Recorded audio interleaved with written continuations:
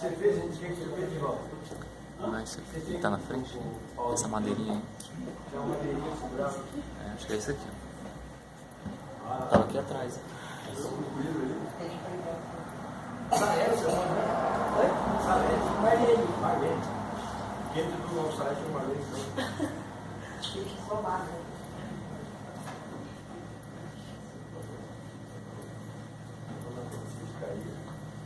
Irmãos, eu tenho uma pergunta para fazer para os irmãos. Quem foi o primeiro missionário da história do universo? Quem foi o primeiro missionário? Quem acertar ganha um bis mês que vem. O primeiro missionário foi Abel? Abel? Bem, está perto. Vamos lá ler o livro de Gênesis, irmãos. Abre o livro de Gênesis, capítulo 3, verso 9. Gênesis, capítulo 3, verso 9, você vai descobrir hoje. Você vai voltar para casa hoje sabendo quem foi o primeiro missionário. Olha lá. Gênesis, capítulo 3, verso 9. Isso aqui até o irmão Benedito sabia, né, irmão Benedito? Quem é o primeiro missionário, né? Da história. Quando eu falei assim, primeiro missionário do universo, eu pensei assim, com certeza não vai acertar, né? Mas olha aqui o que diz o verso 9. A Bíblia diz assim: e o Senhor Deus chamou o homem e lhe perguntou: onde você está? Repita a pergunta. Quem foi o primeiro missionário? Deus. O primeiro missionário foi Deus, irmãos. Se Deus foi o primeiro missionário, significa que nós também devemos ser missionários. Essa é a razão da nossa existência. Sermos missionários, né, para poder levar aí a mensagem do Salvador para todas as pessoas do mundo. É bom que você entenda o seguinte, irmãos. Quando eu leio um livro de Gênesis, que eu acabei de mencionar para os irmãos aqui, a Bíblia aqui é clara, inclusive todo Gênesis, né? E apresentar Deus não somente como Criador. Deus é Criador. Gênesis capítulo 1, verso 1. E é bom sempre repetir, quando eu falo Deus é o Criador, estou falando Deus Pai, Deus Filho, Deus Espírito Santo. Porque lá a palavra lá é Elohim, que significa então, aquilo que o irmão está falando aí, um plural, né? Que é mais de dois, né? Deus Pai, Deus Filho, Deus Espírito Santo. Então veja, se Ele é o Criador de tudo, Ele então é dono de absolutamente todas as coisas. E quando Ele é dono de tudo, isso inclui também eu e você. Quem é o nosso dono? Quem é o nosso dono? Sabe, irmãos, as pessoas muitas vezes dizem assim: olha, pastor, fica tranquilo porque eu sou dono do meu nariz. Você sabe que se Deus é o teu dono, nem dono do teu nariz você é. Nós não somos donos de nada. E a Bíblia é clara em nos dá então essa mensagem, né, irmão? No entanto, quando nós vemos aqui a forma como o homem foi criado, nós notamos aqui uma característica importante, uma particularidade da maneira como Deus nos fez. Quando Deus fez as coisas, Ele fez pelo poder da palavra. Mas quando Deus fez eu e você, além do poder da palavra, o poder criador, palavra vara, lá do hebraico, Deus tem conosco, o ser humano, uma segunda forma, né, de poder fazer o homem. Além da palavra, Deus também colocou as suas mãos para poder criar o homem. Então Deus é o nosso dono. Por mais rebelde que possamos ser, por mais que você diga que Deus não existe. Aliás, você está ouvindo aí, irmãos? Sabe que tem as pessoas... Quando as pessoas não acreditam em Deus, que quais são? Ateus.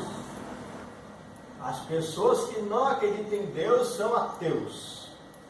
Pergunto para você: Satanás é ateu? Não. Até as crianças sabem, né, irmão? Nem Satanás é ateu, e tem pessoas criadas por Deus que, né, que se acham aí que Deus não existe.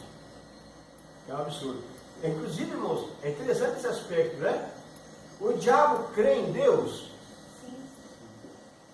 Crê ou não crê, irmãos? Eles querem se meter na dúvida.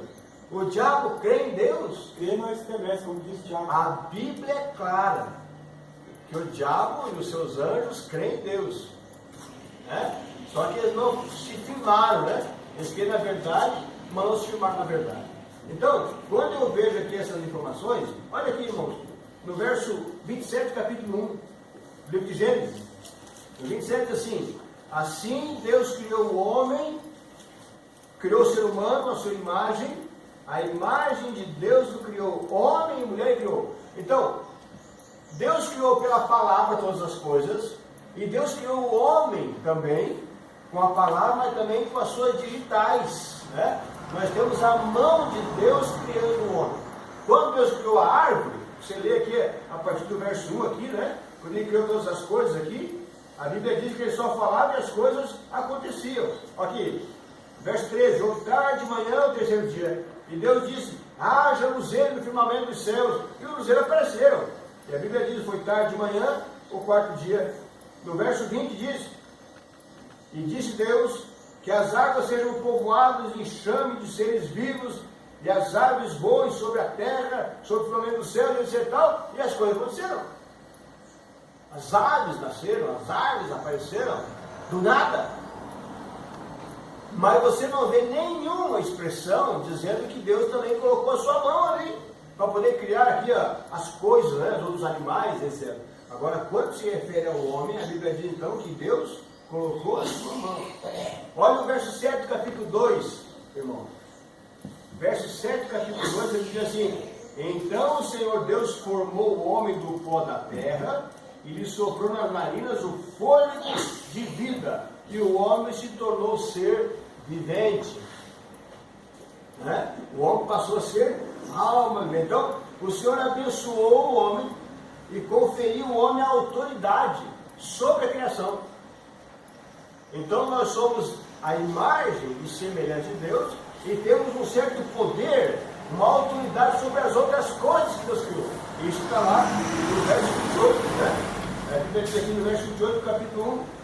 Olha lá, no verso 28, a Bíblia diz assim: e Deus os abençoou e lhes disse: sejam fecundos, multipliquem-se e encham a terra, e a sujeitem, tenham domínio sobre os peixes do mar, sobre as aves dos céus, e sobre todo animal que rasteja pela terra. Então o homem tem domínio sobre todas as demais criações, todas as demais criaturas que Deus então fez, né? Então veja, irmãos, o amor divino pode ser notado pelo ser humano, não apenas em sua criação, mas no resgate necessário após o pecado. Então nós somos de Deus pela criação, e nós somos de Deus também pela redenção. Quando o homem estava se perdendo no pecado, a Bíblia diz então com todas as letras que Deus foi atrás. O que que Deus fez? Irmão, Deus fez o trabalho de evangelismo. Deus fez o trabalho evangelista, trabalho missionário. E eles não foram em dupla, foram em três. Fizeram um trio para poder fazer a obra de estudo bíblico, né? Resgataram aí Adão e Eva, né? Vejam, irmãos, como é importante isso aqui, ó, você entender. Se Deus não tivesse buscado Adão e Eva, com certeza que outras criaturas, outros seres humanos, né? Depois deles. Mas se Deus não tivesse resgatado, perguntado assim: Adão, onde você está? Adão e Eva não seriam resgatados no sentido de remissão. Você não iria encontrar Adão e Eva no céu. Mas Deus não somente criou Adão e Eva, mas Deus redimiu Adão e Eva. E sabe, ó, Deus pode estar perguntando para mim, para você hoje: aonde que você está? Quer dizer, Deus ainda quer salvar mais pessoas. Deus quer salvar o maior número de pessoas. Nós vemos aqui, então, irmão, as ações salvíficas de Deus tornam ainda mais evidentes o seu amor por nós. Deus ama demais aí você. Deus ama demais. Eu estava pensando, irmão, enquanto eu li aqui o nosso estudo de hoje, que eu tenho pregado nas igrejas aí e falado assim: hoje pode ser teu último dia de culto. Lembra aí da quarta-feira? Hoje é quarta-feira, você sabe, né? No dia que eu estava vindo na igreja, hoje é quarta-feira. E na quarta-feira nós fazemos pedido de oração. Nós fazemos pedido de oração na quarta-feira. Jesus vai voltar na quarta-feira que vem, então hoje é o último culto de quarta-feira. Qual é o teu pedido para você? Lembra que eu fiz essa dinâmica? E os irmãos dizem, pastor, que Deus perdoa meus pecados, pastor, que Deus... Amigo, está acabando o mundo, Jesus vai voltar quarta-feira que vem, e você está preocupado com os seus pecados, está preocupado com a tua salvação. A nossa preocupação é em salvar o maior número possível de pessoas. É eu sair correndo para poder anunciar, gente, Jesus vai voltar semana que vem, se prepare, esteja preparado para a gente voltar, e tal, Jesus te ama, vamos ler a Bíblia, vamos dar a palavra de Deus e tal. Essa tem que ser a nossa preocupação. E é interessante, irmãos, olha, o que está escrito lá no livro de Apocalipse, capítulo 12, verso 12? Lembra daí lá? A Bíblia diz assim, que o Satanás, ele sabe que pouco tempo lhe resta. Qual é então o trabalho de Satanás saber que pouco tempo lhe resta? Ele está correndo para fazer o quê? Para levar o maior número possível de pessoas à perdição. Esse é o plano. O diabo sabe que pouco tempo lhe resta e ele quer destruir o maior número possível de pessoas. E você está vendo aí terremoto, enchente, furacão, tempestade, né? Ciclones, etc. Por quê? Porque o diabo quer matar o maior número possível de pessoas. E de maneira especial que eles não estão salvos. Porque quem está salvo morreu sem uma vida com Cristo. Entendeu? Mas Satanás sabe que pouco tempo de ele está trabalhando com todas as forças para fazer perder o maior número possível de pessoas. E qual é o plano de Deus para você? Jesus está voltando. Hoje é o último sermão de sábado que você vai ouvir. No sábado que vem, Jesus já vai ter voltado. Ou já vai estar voltando. Então, irmãos, essa é a ideia. Se eu sei que pouco tempo me resta, o que eu tenho que fazer? Anunciar em todos os lugares, nos campos, nas montanhas e nos valados, a respeito da volta de Jesus. Eu preciso, então, me converter a essa grande verdade. Salvar o maior número possível de pessoas. É interessante, irmãos, ó. O homem e a mulher desobedeceram uma ordem direta de Deus, num ato de desconfiança e insubordinação. Qual foi a ordem de Deus para Adão e Eva? Não mexam na árvore. Não mexam ali. E a Bíblia diz, então, de uma forma irreverente, irresponsável, eles simplesmente não deram importância para Deus e desconfiaram de Deus, se insubordinaram contra Deus e foram e fizeram o que fizeram. Estavam com a sua morte eterna decretada. Aí Deus vai atrás deles e os busca. Você não tem na tua vizinhança pessoas que usam drogas? E as pessoas, esses camaradas estão perdidos nas drogas. Conhece pessoas assim, não? Perdido na droga. Eu não vou nem orar para um camarada como esse. Vou lá visitar para oferecer a estudo bíblico, não vou nem perder tempo com o mesmo. Está perdido. Não é assim? Pessoas que são alcoólatras, pessoas que estão em outras denominações, irmãos, mas não têm a verdade do sábado, não têm a verdade completa do santuário celestial. Aí vocês não vão perder tempo, mas ele está naquela igreja lá e ele sabe que nunca vai sair de lá, não vou perder tempo. Se Deus tivesse pensado assim, nós não íamos conhecer Adão e Eva. Mas o Sr. White fala, irmãos, que lá no céu vai ter Jesus, o segundo Adão, e vai ter o primeiro Adão junto de Jesus. E a Sr. White fala que Adão é um pouquinho menor que Cristo, né? Lá no céu. Imagine se Deus tivesse pensado assim, tão perdido mesmo.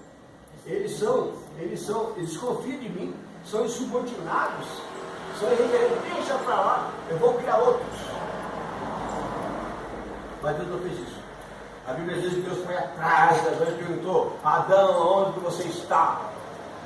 Eu não vou entrar no mérito, né, irmão? Você sabe que Deus não estava preocupado com relação a onde ele estava, fisicamente falando, geograficamente falando.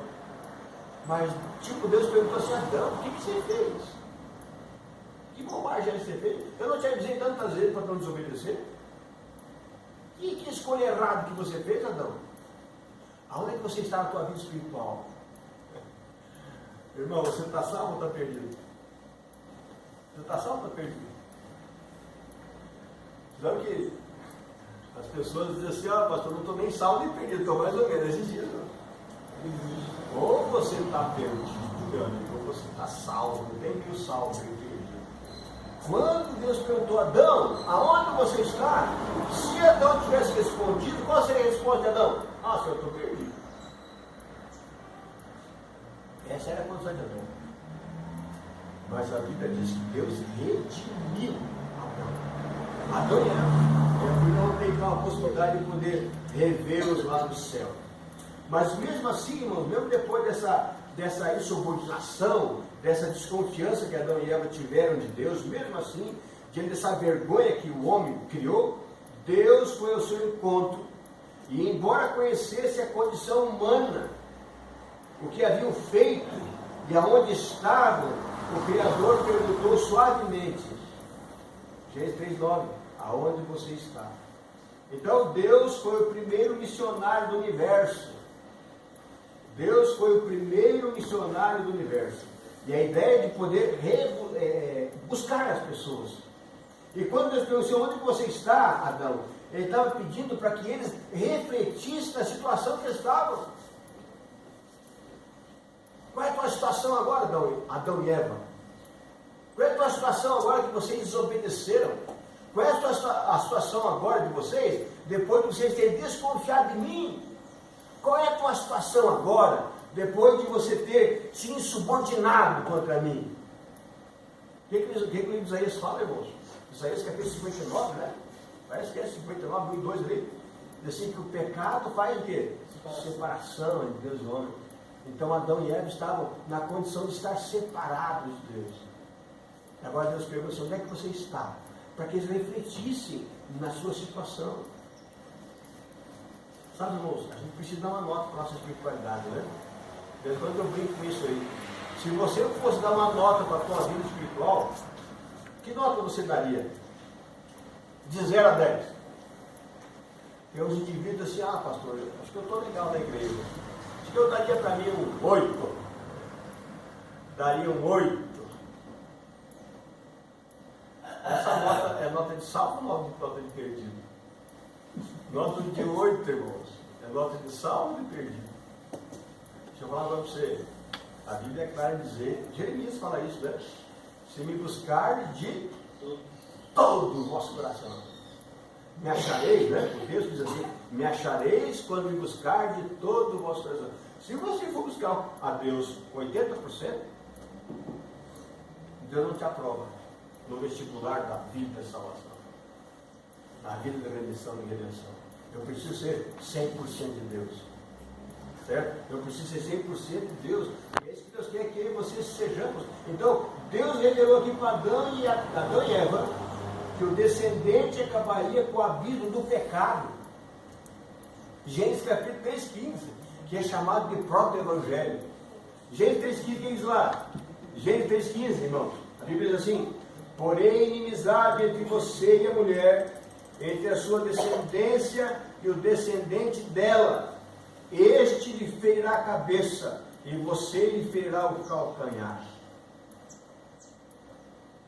É o próprio Evangelho. Ou seja, Deus está aqui mandando a promessa de salvação. A Bíblia diz aqui que Deus queria de volta cada um deles e cumprindo o propósito para o qual foram criados. Qual foi o propósito para que Adão e Eva fossem criados?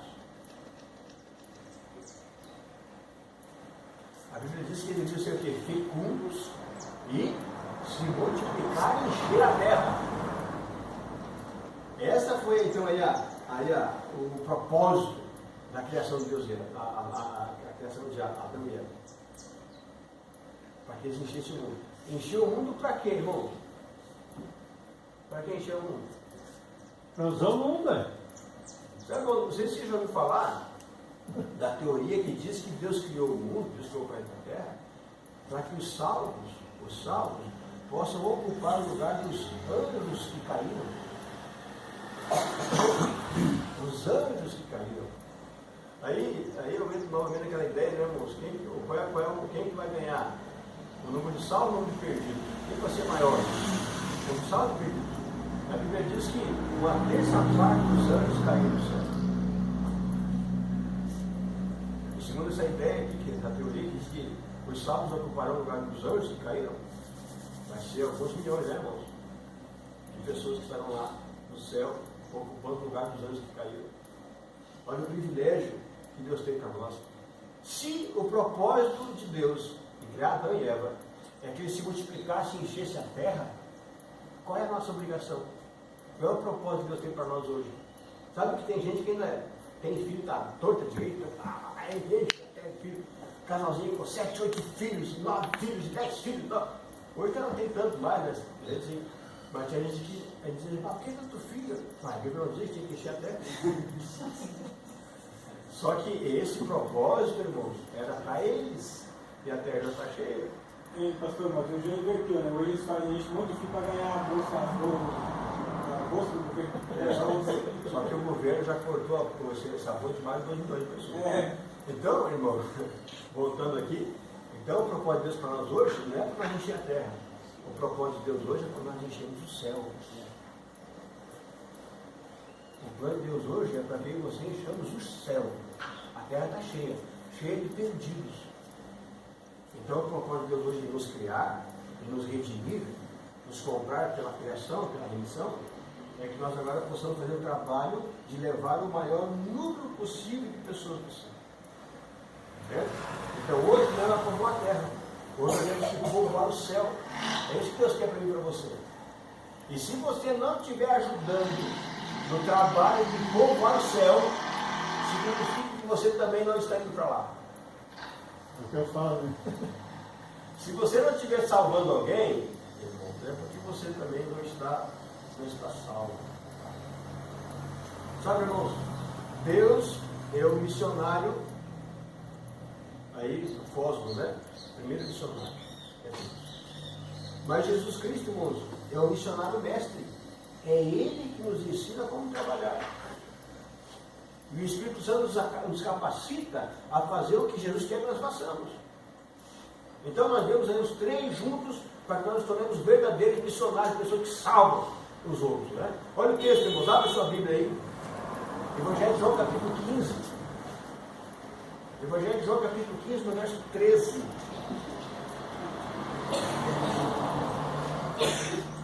Evangelho de João, capítulo 15, no verso 13. A Bíblia diz assim, no verso 13 do capítulo 15: ninguém tem maior amor do que este, de alguém dar a própria vida pelos seus amigos. Ninguém tem maior amor do que este, de alguém dar a própria vida pelos seus amigos. Se Jesus é o missionário mestre, o que Jesus quer nos ensinar com esse verso? O que ele quer dizer? Irmão, o povo cristão do nosso tempo hoje não é simpático à ideia de sacrifício. Todo mundo quer vida boa. Todo mundo quer vida confortável. Chove, não vai na igreja porque não quer se molhar. Está frio, não quer na igreja porque não quer passar frio. Está muito quente, não quer ir para a igreja porque não quer suar. Quer ficar no ar-condicionado. O povo quer uma vida confortável. Mas Jesus nos chama ao sacrifício. Olha o que Deus diz ali, ó. Ninguém tem amor maior do que este, de dar a própria vida em favor de seus amigos. Todas as pessoas que você quer salvar, você tem que estar disposto a morrer por eles. Não, o chamado de Jesus para nós é um chamado radical. Não é brinquedo, não. Por isso eu repito essa ideia, né, irmãos, que é a ideia de Paulo. Eu preciso morrer para mim mesmo. Enquanto você não morrer para você mesmo, nem você se salva, nem se preocupa com a salvação de ninguém. Então esse é o plano. Sacrifício. O que Jesus fez por nós? Deu a sua vida por nós. E nós devemos estar disposto a morrer para que as pessoas se salvem também. O que significa isso?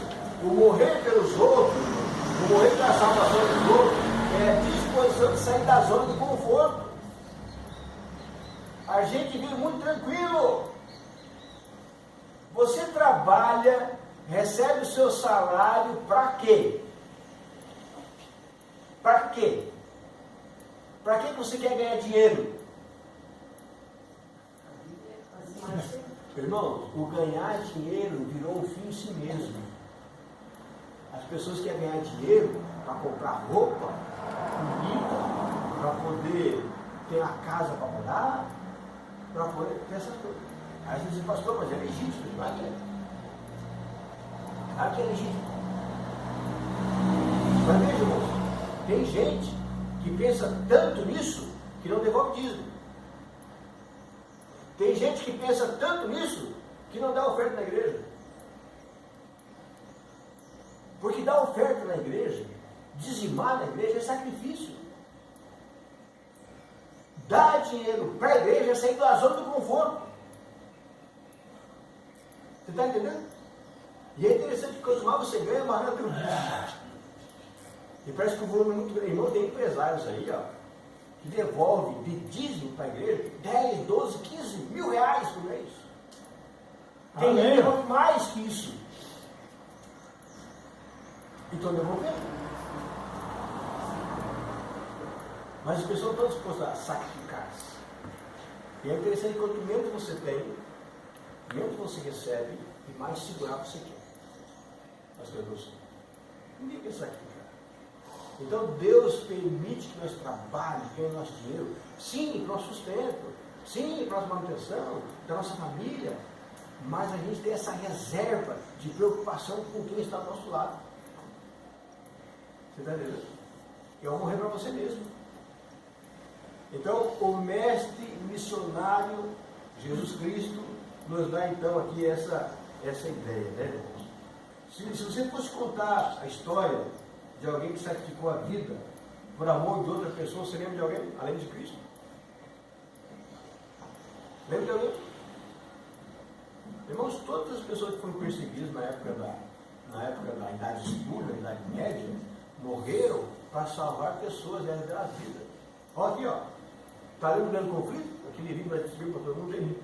John Wilkes, por exemplo, ele morreu sacrificando para salvar pessoas e foi intimidado pela perseguição e morte, mas mesmo assim ele ficou firme ali, certo?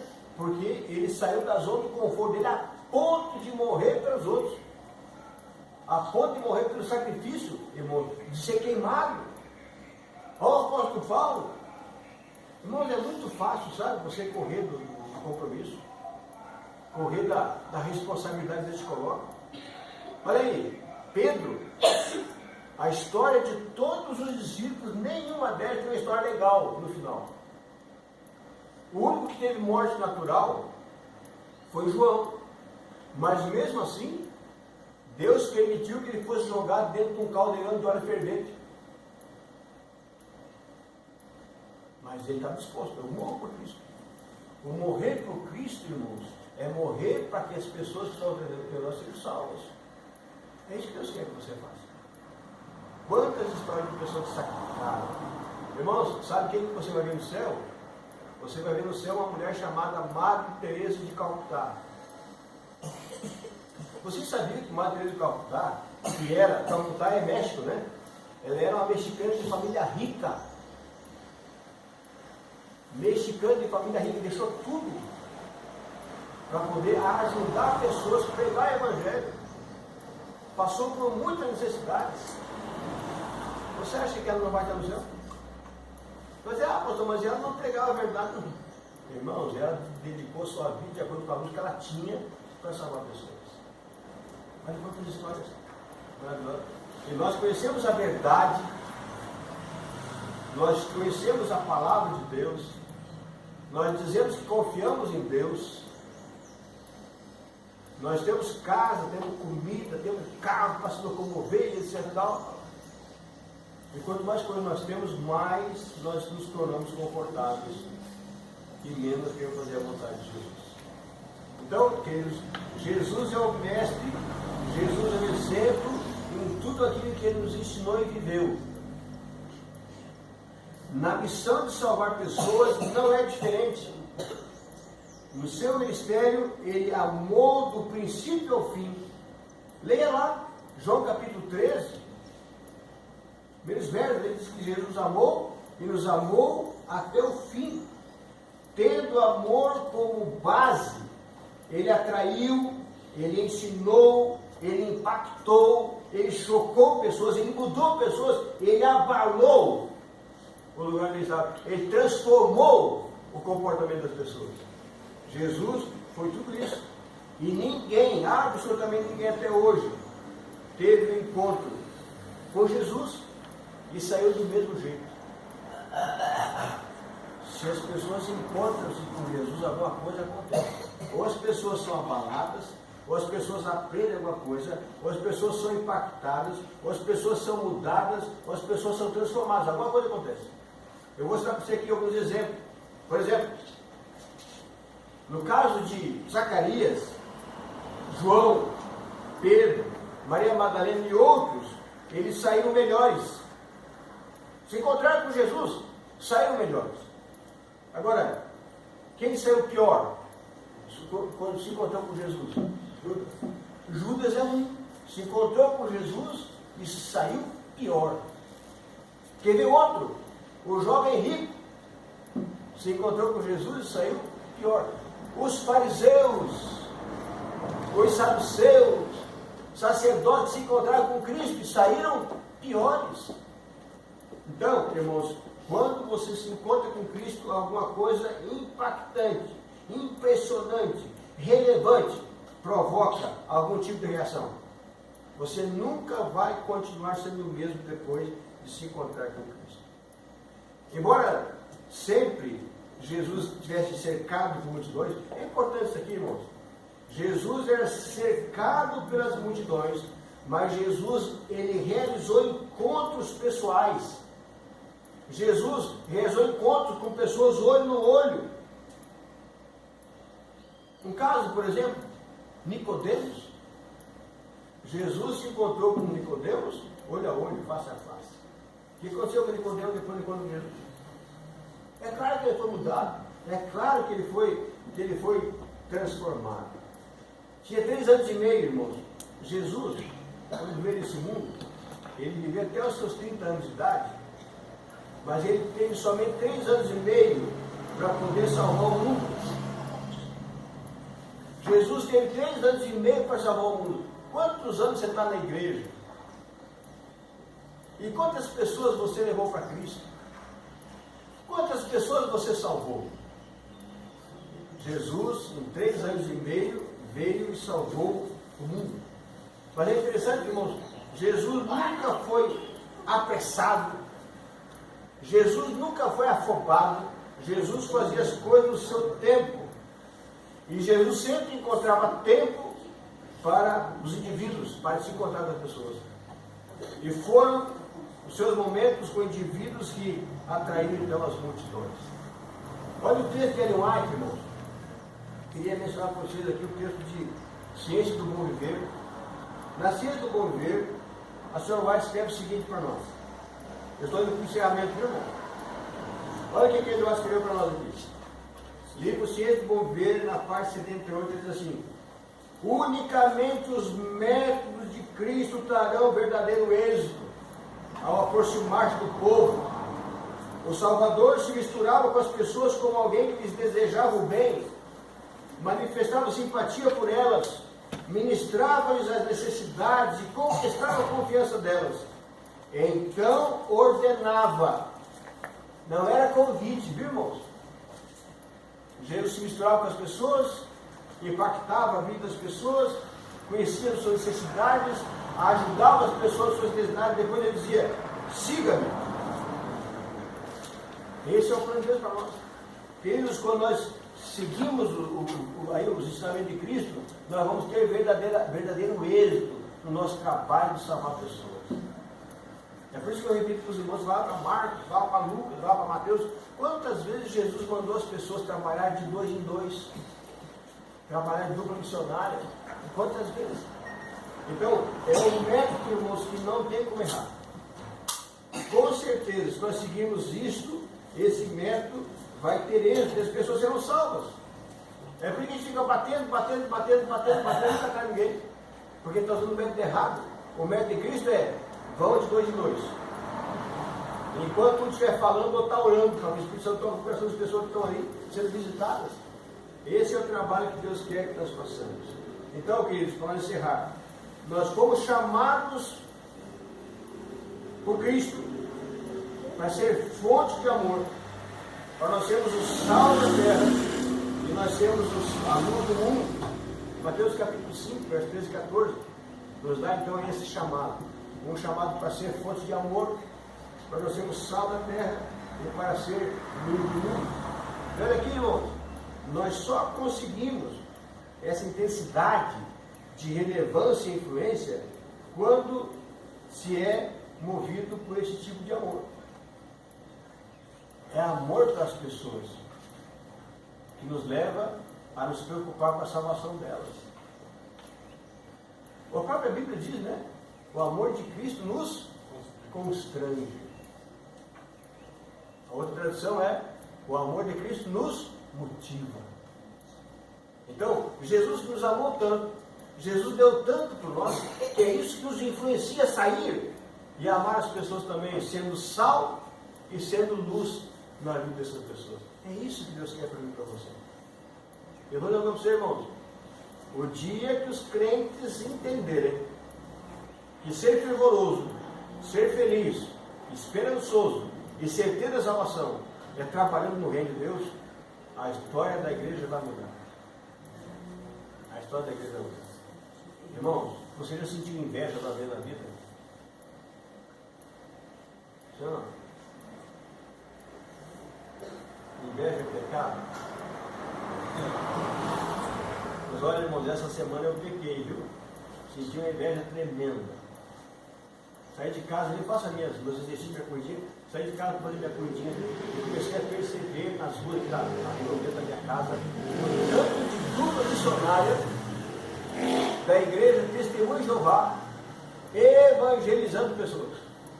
E ainda eles vão em duplas, irmão. Eles vão em duplas. E eu senti aquela santa inveja, se é que ela existe, né, irmão? Inveja. Eu pensava assim, poxa, por que os irmãos lá do Novo Horizonte não saem dois em dois, todos os dias, e vão bater nas portas das casas das pessoas e anunciar o Evangelho? Por que os irmãos da igreja do nosso distrito, do Minas Pernac, não saem para visitar as pessoas e anunciar a volta de Jesus? Queridos, é essa transformação que Deus quer que nós façamos. Essa é a igreja fervorosa. Não é a igreja que entra, mas é a igreja que sai. É a igreja que vai em busca. Olha lá, Lucas capítulo 15. A ovelha foi resgatada. A moeda foi encontrada. E o jovem rico retornou para o seu lar. Então nosso trabalho, queridos, é sair, resgatar as ovelhas, achar as moedas e fazer com que os filhos retornem para Deus. Deus use em você. Eu tenho alguma pergunta para fazer para você para poder encerrar aqui. Uma das perguntas é: você já experimentou os méritos de Cristo ao se aproximar das pessoas? Qual é o mérito de Cristo?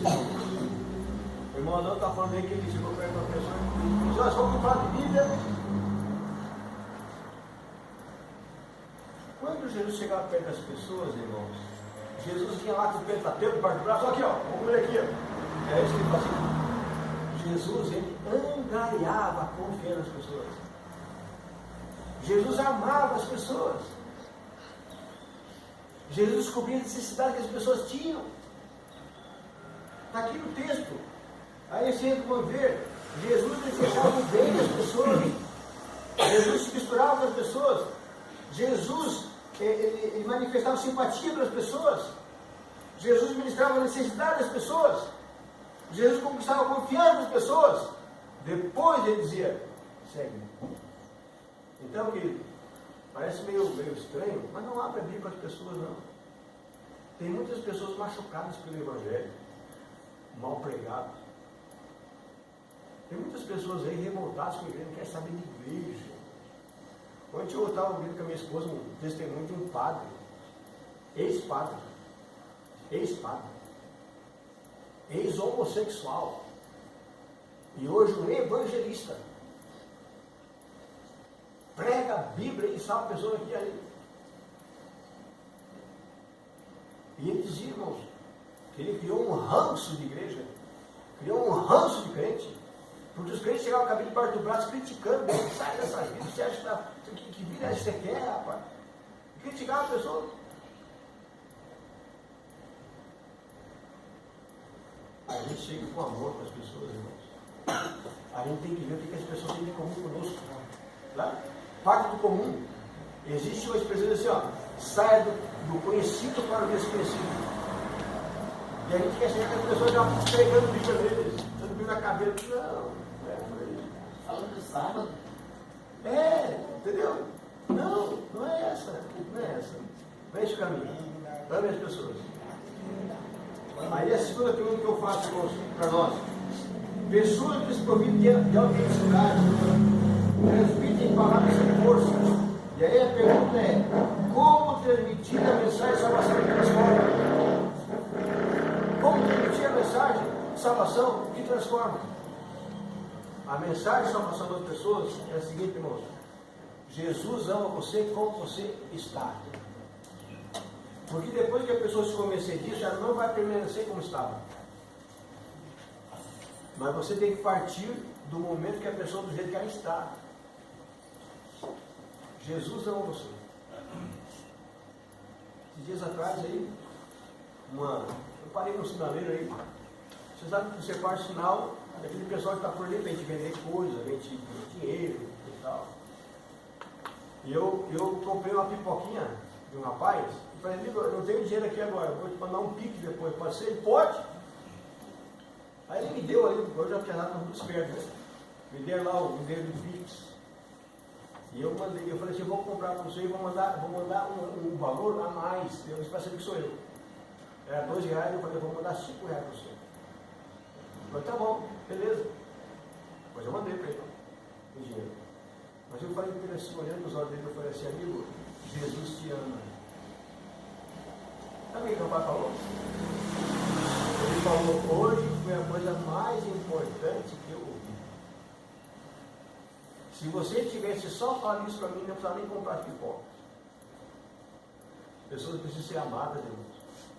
Ser aceitas. Ser reconhecidas. É assim que se gera confiança. Você acha que outro dia que eu encontrar esse indivíduo por aí, e ele se lembrar de quem eu sou, ele vai lembrar do que eu comprei a pipoca dele ou do que eu falei para ele? O cristão mais feliz, irmão, é o cristão que testemunha desse amor grandioso de Jesus por cada um de nós. Que Deus te abençoe. E que nós possamos ser ganhadores de almas, missionários de verdade. E entenda o seguinte, essa é a razão da tua existência. Se você não for missionário, evangelizar pessoas, não salvar os outros, você vai ser um cristão triste. Vai ser tão triste que nem para o céu tu vai. Então não vale a pena. Arregace as mangas. Visite os vizinhos, amigos, parentes. Abra a palavra. Depois que você criar amizade com essa pessoa. Depois que a pessoa confia em você. Aí então, abra a palavra. Que Deus abençoe, né? Amém. Vamos colocar em pé, irmãos. Vamos cantar um pouquinho. Mensagem ao músico.